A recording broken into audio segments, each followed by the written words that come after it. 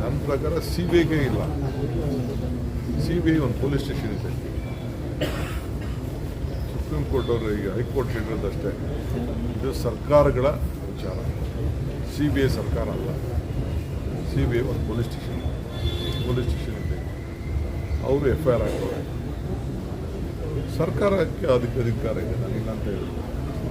ಕೇಂದ್ರ ಸರ್ಕಾರಕ್ಕೆ ಅಧಿಕಾರ ಇದೆ. ನೋಡೋಣ, ನಮಗೂ ನ್ಯಾಯಾಲಯ ಇದೆ, ಅವ್ರಿಗೂ ನ್ಯಾಯಾಲಯ ಇದೆ. ತಾವು ಬಿಗ್ ರಿಲೀಫ್ ಅನ್ಕೋತಿರೋ, ಇನ್ನೊಂದು ಬ್ಯಾಟಲ್ ಶುರು ಆಯ್ತು ಅಂತ ಅನ್ಕೋತೀರೋ? ನೋಡಪ್ಪ, ನಾನು ಸಾಯಗಂಟ ನನ್ನ ಮೇಲೆ ಇದಿದ್ದೆ. ನನ್ನ ಯಾರು ಡೈಜೆಸ್ಟ್ ಮಾಡ್ಬೋದು.